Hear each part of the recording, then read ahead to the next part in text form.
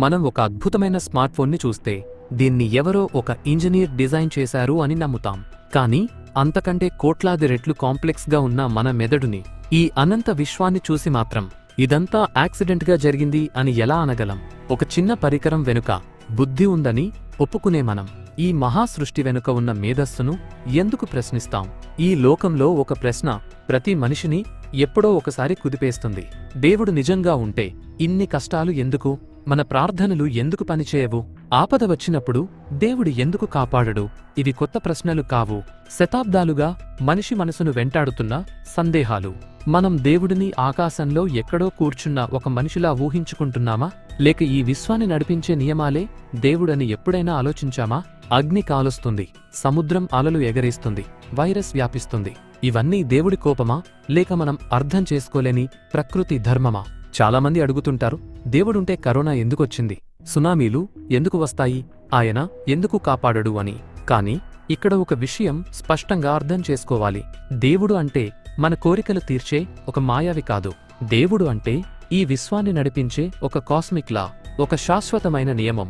ఈ పార్ట్ 2లో మనం ఇదే విషయాన్ని మరింత లోతుగా చూస్తాం. దేవుడు ఎందుకు అడ్డుకోడు? ప్రకృతి నియమాలు అంటే ఏమిటి? దేవుడికి ప్రకృతికి మధ్య ఉన్న సంబంధం ఏంటి? మోడరన్ క్వాంటమ్ సైన్స్ ఏమి చెబుతోంది? వేల సంవత్సరాల క్రితమే వేదాలు అదే విషయాన్ని ఎలా చెప్పాయి? దేవుడు పదార్థం కాదు, ఆయన శక్తి, ఆయన నియమం. ఆయన ఈ విశ్వాన్ని నడిపించే మౌన సాక్షి. ఆయన బయట కూర్చొని తీర్పులు చెప్పేవాడు కాదు, ప్రతి కణంలో పనిచేస్తున్న శక్తి, ప్రతి నియమంలో దాగున్న క్రమం. ఈ మాటలు నమ్మడానికి కాదు, ఆలోచించడానికి, మీ దృష్టికోణాన్ని మార్చడానికి. దేవుడిని భయపడటానికి కాదు, దేవుడిని అర్థం చేసుకోవడానికి. అయితే సిద్ధంగా ఉండండి, ప్రశ్నించడానికి, తెలుసుకోవడానికి, మీ ఆలోచనల పరిమితులను దాటడానికి. ఇప్పుడే మొదలు పెడదాం రండి. మరి ఇంకెందుకు ఆలస్యం? Ladies and gentlemen, your attention please. This is Dr. Paspati Raj and welcome to my channel. ప్రకృతి ధర్మం దేవుడు ఎందుకు అడ్డుకోడు? చాలా మంది నాస్తికులు అడిగే ప్రశ్న. లోకంలో ఇన్ని అనర్థాలు జరుగుతుంటే దేవుడు ఏం చేస్తున్నాడు? కరోనా వస్తే ఎందుకు ఆపలేదు? సునామీ వస్తే ఎందుకు రక్షించలేదు? దీనికి సమాధానం ధర్మంలో ఉంది. ఇక్కడ ధర్మం అంటే మతం కాదు, పదార్థం యొక్క స్వభావం, అంటే ప్రాపర్టీ ఆఫ్ మ్యాటర్. ఒక చిన్న ఉదాహరణ చూద్దాం. అగ్ని, ఫైర్ తీసుకోండి. అగ్ని యొక్క ధర్మం ఏంటి? దహించడం, వేడిని ఇవ్వడం. ఇది దేవుడు నిర్దేశించిన ఒక ప్రకృతి నియమం. మీరు ఆ అగ్నిని పొయ్యిలో పెడితే అది మీకు అన్నం వండి పెడుతుంది, అది మీకు వరం. అదే అగ్నిని మీరు మీ ఇంటికి పెట్టుకుంటే అది ఇల్లు తగలబెడుతుంది, అది శాపం. ఇప్పుడు చెప్పండి, ఇల్లు కాలినప్పుడు దేవుడా, నేనెంతో భక్తుణ్ణి కదా, అగ్నిని ఎందుకు ఆపలేదు అని అడగడం ఎంత మూర్ఖత్వం. అగ్ని తన ధర్మాన్ని పాటించింది, దాన్ని ఎక్కడ వాడాలో, ఎలా వాడాలో తెలియని తప్పు మనిషిది. అలాగే కరోనా లాంటి వైరస్లు ప్రకృతిలో ఒక భాగం. మనం ప్రకృతి సమతుల్యతను దెబ్బతీసినప్పుడు ఆ నియమాలు ఎదురుదాడి చేస్తాయి. దేవుడు అంటే ఆ నియమమే. ఒక జడ్జి చట్టాన్ని అమలు చేస్తాడు కాని చట్టాన్ని చుట్టంలా మార్చడు. దేవుడు కూడా ఈ విశ్వ చట్టాన్ని, అంటే కాస్మిక్ లాని గౌరవిస్తాడు. గర్వం వర్సెస్ జ్ఞానం. ఇంకొక ఉదాహరణ చూద్దాం. ఈత వచ్చని గర్వంతో సునామీ వస్తున్నప్పుడు సముద్రంలోకి వెళితే దేవుడు కాపాడడు.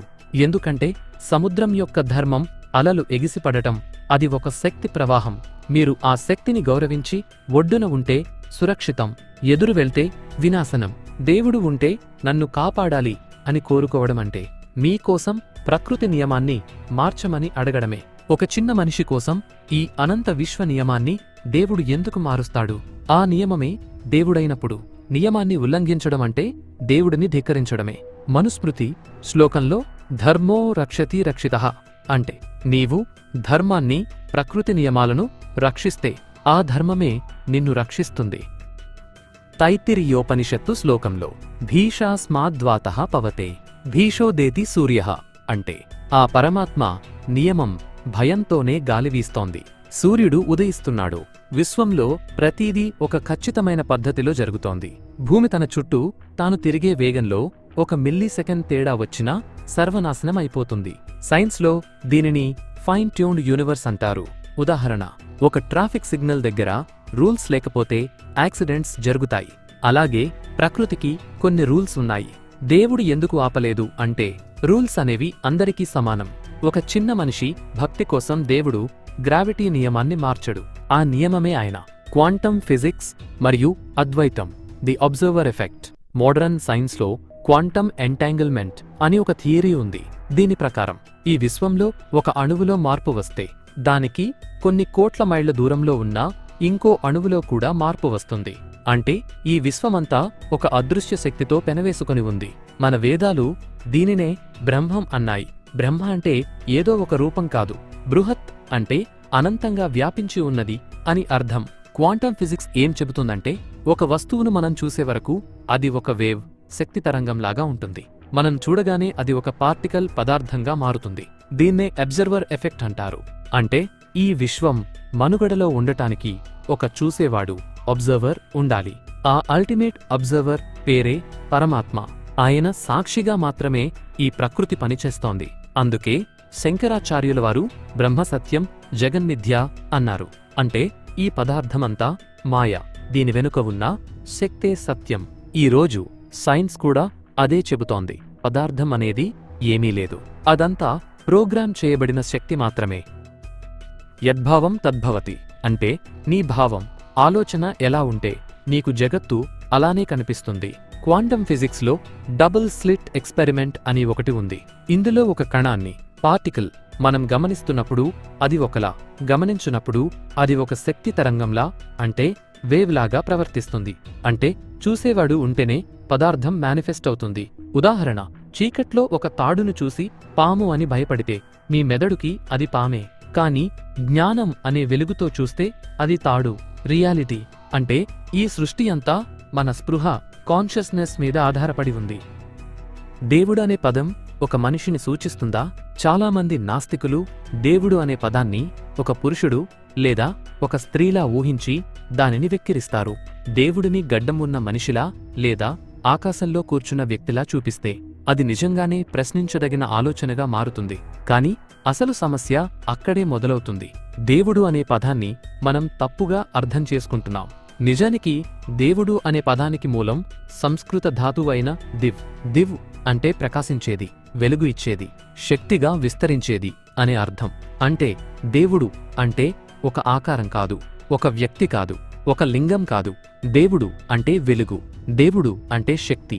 సూర్యుడు వెలుగునిస్తున్నాడు, భూమిపై జీవాన్ని నిలబెడుతున్నాడు. ఆ వెలుగే దేవుడు. భూమి మనకు ఆహారం ఇస్తోంది, జీవనాన్ని పోషిస్తోంది.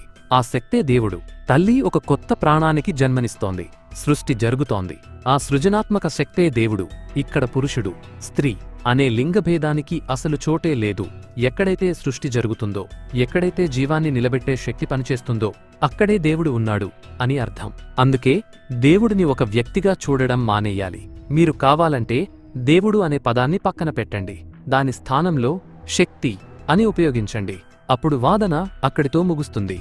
ఎందుకంటే శక్తి లేదని ఏ శాస్త్రం చెప్పలేదు, ఏ నాస్తికుడు శక్తి లేదు అని నిరూపించలేడు. శక్తి ఉంది, శక్తే పదార్థంగా మారుతుంది, శక్తే జీవంగా మారుతుంది, శక్తే నియమాలుగా పనిచేస్తుంది. అదే శక్తిని మన పూర్వీకులు దేవుడు అన్నారు, అంతే. కాబట్టి దేవుడంటే ఎవరో కాదు, దేవుడంటే ఏదో కాదు. దేవుడు అంటే ఈ విశ్వమంతా పనిచేసే ఒక సృజనాత్మక శక్తి. ముగింపుగా నా విశ్లేషణలో నేను చెప్పేది ఒక్కటే. మీరు దేవుడిని నమ్మకపోవచ్చు, అది మీ హక్కు. కాని మీరు చూస్తున్న సత్యాన్ని మాత్రం తిరస్కరించలేరు. ఉదాహరణకు, మీరు గురుత్వాకర్షణను నమ్ముతారా? దాన్ని ఎప్పుడైనా చూశారా? అది కంటికి కనిపించదు, కాని దాని ప్రభావం లేకపోతే ఈ భూమిపై ఒక్క క్షణం కూడా నిలబడలేరు. అలాగే విద్యుత్తు కూడా కనిపించదు, కాని దాని శక్తి లేకపోతే ఈ ప్రపంచం క్షణాల్లో చీకట్లో మునిగిపోతుంది. దేవుడు కూడా అంతే, కనిపించడు, కాని ప్రతి చోట ప్రతి క్షణం పనిచేస్తూనే ఉంటాడు. దేవుడిని ఒక గడ్డం ఉన్న వ్యక్తిగా ఊహించి ఆ ఊహకు సరిపోరడం లేదని నమ్మడం మానేస్తే అది దేవుడి లోపం కాదు, మీ ఊహల పరిమితి మాత్రమే. మీరు ప్రూఫ్ అడుగుతారు, కాని మీ శ్వాసకు ప్రూఫ్ ఏంటి? మీ గుండె ఎందుకు ఆగకుండా కొట్టుకుంటోంది? ఒక్క కణం తప్పుపడితే మొత్తం శరీరం కూలిపోతుంది కదా. మరి ఈ అద్భుతమైన సమతుల్యత ఎలా నిలబడుతోంది? ఇది యాదృచ్ఛికమైతే ఇంత క్రమం ఎలా వచ్చింది?